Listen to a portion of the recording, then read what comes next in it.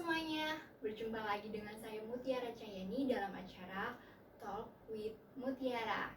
Kali ini saya kedatangan bintang tamu, wanita muda, cantik dan inspiratif. Dia merupakan teman saya sendiri yang memulai karirnya di usia yang sangat muda. Langsung saja kita sambut, ini dia. Halo Pita, apa kabar? Halo Ra, Alhamdulillah kabar aku baik. Kamu sendiri gimana kabarnya? Alhamdulillah kabar aku juga baik. Sebelum mulai wawancara hari ini, mungkin baiknya kamu perkenalan diri kamu dulu. Oke, thank you. Halo semuanya, perkenalkan nama aku Pita. Di sini usia aku 23 tahun dan aku saat ini tinggalnya di Jogja, kayak gitu. Sekarang kamu lagi sibuk apa?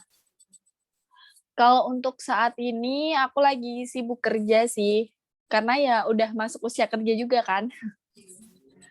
Nih, dari yang aku dengar, kamu kan udah mulai kerja dari usia 18 tahun ya. Bener? Nah, gimana sih perasaan kamu udah memulai karir kamu di usia yang sangat muda? Kalau kita lihat kan di usia 18 tahun, mungkin teman-teman yang lain masih pada mau kuliah ataupun masih banyak yang pergi main. Nah, kamu memutuskan udah bekerja pada saat itu, perasaan kamu gimana? Kalau perasaan saat itu sih, sorry, saat itu perasaannya tuh antara mau nggak mau gitu loh, karena usia 18 tahun itu menurut aku masih kita tuh pengennya ya main gitu atau nggak kuliah. Tapi ya, keadaan yang mengharuskan juga, jadi ya udahlah nggak apa-apa, kerja aja gitu. Toh pas udah mulai kerja pun juga, ada enaknya juga gitu loh, ketika teman-teman lain, kuliah di sini aku udah punya penghasilan sendiri, yang mana dari penghasilan aku itu aku bisa ngebantuin ekonomi keluarga aku, gitu sih, Ra. Dari apa ya, manfaat yang bisa kamu dapetin, mungkin jadi kamu lebih satu langkah lebih ke depan daripada yang lain karena sudah menghasilkan kan? Iya, bener banget. Jadi tuh kalau misalkan teman-teman aku kan, dia kuliah dulu baru kerja, tapi di sini aku udah kerja, jadi kalau misalkan aku pengen kuliah, ya udah aku tetap, bisa ngejalanin dua-duanya, kayak gitu. Ngomongnya soal udah memulai karir di usia muda kan, berarti menurut aku kamu udah punya keberanian yang cukup tinggi. Nah, hari ini kita temanya soal Kartini masa kini. Nah, kalau kita Oke. kamu mungkin udah pernah dengar kan sejarahnya Raden Ajeng Kartini. Menurut kamu sosok dia tuh seperti apa sih?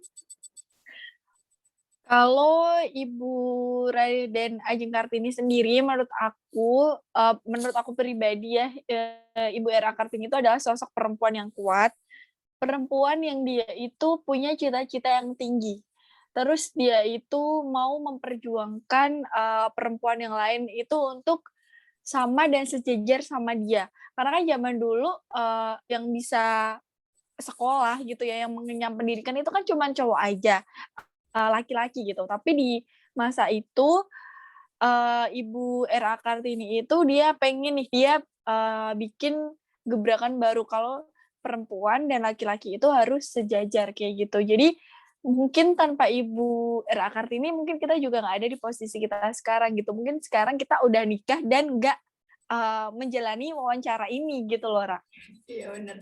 Kalau misalkan sekarang dikaitin nih sama generasi milenial, generasi Z gitu, Kartini yang dibutuhkan masa kini itu harusnya seperti apa sih menurut kamu? Kalau menurut aku sendiri di, masa milenial ini, di mana sekarang juga, baru kita ada pandemi Covid gitu ya. Jadi, yang dibutuhkan adalah seorang perempuan muda yang dia itu aktif, yang dia itu kreatif, dan dia itu tuh mau untuk terus belajar dan mencoba hal yang baru, kayak gitu. Kalau menurut aku, karena saat ini tuh, banyak banget yang udah aku lihat kayak perempuan itu dia menyuarakan body positive image, yang mana kan sekarang, apa ya, kayak body shaming kan sering banget tuh terjadi di mana-mana. Jadi kan sekarang banyak banget tuh, body shaming di mana-mana gitu ya, apa, di dunia nyata, bahkan di sosial media juga, kayak gitu. Nah, ada beberapa contoh, influencer. Nah, influencer ini tuh yang menurut aku itu adalah salah satu contoh Kartini masa kini. Jadi dia tuh menyuarakan body positive body positive image gitu. Kalau misalkan kita punya stretch mark, itu ya it's okay. Kita punya, karena kita terlihat berbeda dari yang lain, terus orang lain tuh seenaknya aja ngejudge kita, kayak gitu sih. Jadi butuh seorang perempuan muda yang dia itu berani dan mau menyuarakan pendapatnya, kayak gitu. Jadi kita tetap sama gitu loh, karena cowok pun juga kalau dilihat-lihat kayak dia punya bekas luka aja kita kayak yang udah biasa aja. Kenapa ketika perempuan punya bekas luka kok mereka tuh kayak yang ngomentarinya tuh keterlaluan gitu loh. Gitu sih, Rah. Apa sih yang terlintas di benak kamu atau pikiran kamu terkait perempuan yang sekarang? Apakah mereka sudah berani menyuarakan tentang body positive thinking-nya itu? Atau masih Kalau dan Kalau untuk sekarang ini tuh udah banyak banget perempuan di luar sana yang dia itu udah menyuarakan body positive image kayak gitu. Itu udah banyak banget di Instagram, di TikTok terutama, itu yang paling banyak yang aku lihat. Jadi sekarang itu udah banyak bermunculan Kartini-Kartini modern kayak gitu. Jadi sekarang itu udah zamannya tuh beda gitu loh dari zaman dulu ketika perempuan itu harus di bawahnya laki-laki. Sekarang perempuan itu udah setara sama laki-laki. Nah, pertanyaan lanjutan nih, kalau misalkan beberapa perempuan kan rata-rata kebanyakan sudah berani menyuarakan pendapatnya. Apakah identitas Kartini hanya berlaku untuk wanita yang berhasil? Kalau menurut aku sih enggak ya, Ra. Karena setiap perempuan itu adalah Kartini untuk dirinya sendiri, Kartini untuk keluarganya, dan Kartini juga untuk keluarga kecilnya, kayak gitu. Jadi misalkan nih, aku memilih untuk berkarir gitu, jadi perempuan yang karir, dibandingin sama kamu yang memilih jadi ibu rumah tangga. Itu kamu juga Kartini loh, aku juga Kartini gitu. Tetapi jalan yang kita pilih itu berbeda gitu loh. Mungkin kamu pengen jadi Kartini di rumah, di keluarga kecil kamu. Kamu bisa mendidik anak-anak kamu, terus kamu juga bisa tetap jadi istri yang baik untuk suami kamu. Kartini buat keluarga aku yang di rumah, aku masih punya ayah, aku masih punya ibu, kayak gitu. Jadi tetap kita itu semua itu setiap perempuan itu adalah Kartini untuk dirinya sendiri. Bahkan seorang influencer ataupun misalkan yang kita sering lihat itu ibu-ibu yang ada di pasar, mungkin jadi kayak kuli panggul, itu juga tetap Kartini loh, karena ibu itu hebat gitu menurut aku. Karena dia bisa tuh bekerjanya itu hampir sama kayak yang dilakuin sama para lelaki yang ada di pasar itu, kayak gitu, Ra. Jadi kita semua adalah Kartini. Kita semua adalah Kartini ya. Mm-mm. Pertanyaan berikutnya aku pengen nanya soal seputar kehidupan kamu. Oke. Apa sih momen yang paling membahagiakan hidup kamu?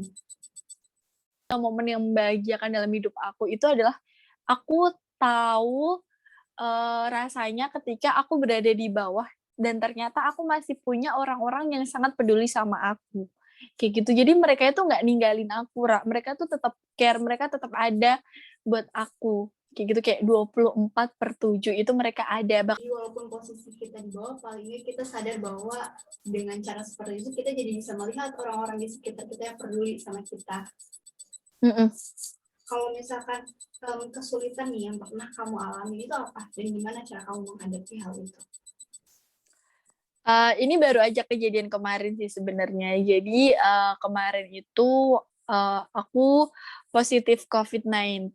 Sebenarnya aku agak nggak percaya ya positif COVID ini, karena menurut aku tuh kayak yang aku biasa aja gitu loh. Aku tuh nggak sakit yang gimana-gimana, tapi ketika aku udah dites 2 kali dan ternyata hasilnya positif, yang mana kejadiannya itu tuh H-1 Lebaran, Ra. Jadi aku tuh ngerasa kayak down banget, sedih banget. Terus itu kan harus isolasi mandirinya di shelter gitu kan. Dan momen paling sedih lagi itu adalah ketika aku tuh packing baju-baju aku untuk dibawa ke shelter. Itu aku sambil nangis dan juga pas aku makan opor ayam itu bener-bener nggak ada rasanya sama sekali dan di situ aku sadar, oh ternyata COVID-19 tuh ada, gitu sih. Itu adalah momen paling yang bener-bener titik terendah dalam hidup aku deh. Alhamdulillahnya, seluruh keluarga aku pas dites PCR itu, alhamdulillah semua negatif, jadi cuman aku doang yang kena.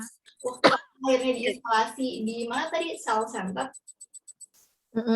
Itu berapa hari? Itu aku 14 hari, tapi sebenarnya lebih tepatnya itu adalah sekitar 16 harian karena itu harus nunggu surat selesai isolasinya turun dulu baru bisa keluar dari shelter itu. Tapi pas itu adalah, momen-momen yang 1 minggu terakhir, isolasi itu adalah momen-momen sangat buruk sih karena ketika badan kita udah ngerasa sehat, tapi mentalnya jadi yang nggak sehat, Ra. Karena, ya hidup tuh kayak dikotakkan 3 kali 2 meter aja. Ya cuman di situ doang gitu loh. Ngapa-ngapain juga harus pakai masker, kayak tidur aja pun pakai masker gitu loh. Jadi lepas masker itu cuman pas makan sama mandi doang. Dan itu mental rasanya kena sih. Pertanyaannya kan mengenai perempuan nih. Perempuan, kamu pernah nggak sih diremehin? Sering banget. Kalau contohnya sendiri itu, dari keluarga juga pernah. Aku sering ngobrol juga sama ibu aku gitu dan, kalau ngobrol sama ibu tuh bahasanya tentang, kehidupan berumah tangga gitu loh. Jadi ibu aku tuh pengennya tuh ya ketika nikah tuh ya udah jadi ibu rumah tangga gitu loh, tapi aku nggak mau. Aku tuh maunya tuh tetep ya berkarir ya, jadi ibu rumah tangga kayak gitu loh. Jadi kayak double job. Tapi ibu aku kayak dengan, "Ya udah kamu tuh jadi ibu rumah tangga." Itu kan, sama aja kayak ngeremehin aku kan. Nah, di situ tuh rasanya kayak down banget gitu loh. Terus kalau misalkan dari, teman-teman lain itu banyak juga kayak, aku tuh pengen bisa kan aku sekarang udah kerja, terus aku pengen kuliah lagi kan. Nah, itu kayak kayak yang, "Kamu yakin mau kuliah?" Kayak gitu loh, Ra. Jadi kayak yang, nanti kamu bosen, nanti kamu, keluar di tengah jalan, nanti kamu nggak lanjutin. Nah, kayak gitu loh, Ra. Itu yang bikin, eee, apa sih, mentalku tuh breakdown gitu loh. Padahal sebenarnya aku sih, ya yakin-yakin aja dengan diri aku sendiri, toh yang berusaha juga aku, yang biaya kuliah juga aku sendiri gitu loh, bukan kamu. Ya, kadang orang lain tuh membatasi kita gitu. Padahal kan menurut kita itu nggak masalah, nggak ada yang salah gitu. Karena kita kan hidup atas kemauan kita sendiri, nggak berdasarkan standar orang lain. Iya, bener banget. Kalau misalkan menurut pendapat kamu nih, di Indonesia, teman kamu, kesetaraan gender tuh udah memadai belum sih atau masih jauh dari yang diharapkan?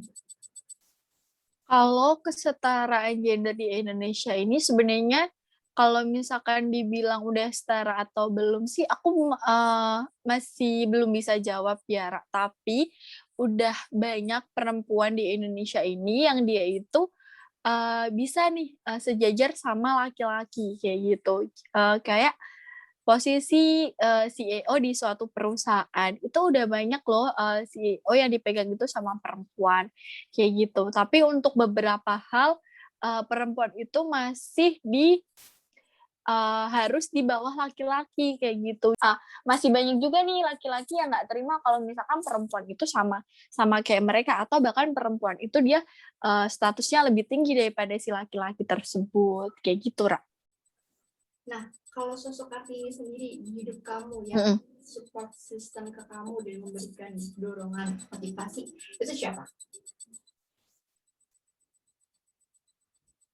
Pasti ada keluarga, terutama ibu aku ya yang, sebenarnya aku tuh kalau sama ibu tuh kayak love hate relationship gitu loh. Ya biasalah ibu dan anak perempuannya gitu kan, pasti ada beberapa perbedaan cara berpikir, perbedaan cara pandang soal hidup. Tapi di satu sisi karena perbedaan-perbedaan itu tuh aku jadi banyak belajar gitu loh dari beliau. Beliau memandang hidup tuh dengan pandangan A, aku memandang hidup tuh dengan pandangan B. Terus aku coba deh, lihat pandangan hidup itu dari sudut pandang ibu aku dan ternyata, oh ternyata seperti ini yang dirasain ibu aku. Oh, kalau misalnya aku tetap kekeh nih sama sudut pandang aku, ya aku akan gini-gini aja. Jadi aku, tetap mencoba mengambil hal yang baiknya, kayak gitu. Karena, ibu kan tetap gimana pun juga tuh, kalau aku gimana ya, nyebutnya tuh kalau ibu tuh nggak bisa gitu loh lepas dari aku. Karena tanpa ibu, aku juga nggak akan ada di sini gitu loh. Jadi, doa ibu aku yang ngebawa aku sampai ke sini. Ini terakhir, dari kamu, pesan untuk perempuan Mhm. Indonesia apa? Oke. Nah, pesan aku untuk perempuan yang ada di Indonesia ini, misalkan kamu pengen belajar, ya udah kamu tuh belajar aja gitu loh. Kamu nggak usah peduliin sama omongan orang lain. Ilmu yang kamu dapat itu ya itu buat kamu sendiri. Terus kalau misalkan kamu berbagi ya nanti kamu akan tambah ilmu yang baru. Terus ketika kamu itu pengen sesuatu yang beda, ya udah kamu tuh jalani aja. Yang penting kamu tuh happy sama diri kamu sendiri kayak gitu. Nggak usah pikirin omongan orang lain karena omongan orang lain itu, dia tuh mungkin berpengaruh besar sama kehidupan kamu, tapi kamu itu, punya hak untuk memfilter omongan-omongan tersebut itu kamu jadiin motivasi atau kamu jadiin, sebagai sesuatu yang bikin mental kamu itu jadi breakdown, kayak gitu. Jadi tetap ikutin aja apa kata hati kamu yang menurut kamu itu benar dan bikin kamu bahagia. Ya, kadang-kadang memang langkah kita terhambat karena terlalu peduli sama omongan orang lain. Mhm, Ya, jadi bener banget. ini dia udah di akhir acara. Aku banyak-banyak terima kasih sama kamu udah nyempetin waktunya hari ini buat Mhm. wawancara dan jadi guest star aku. Dadah, sama-sama Ra, sehat selalu juga buat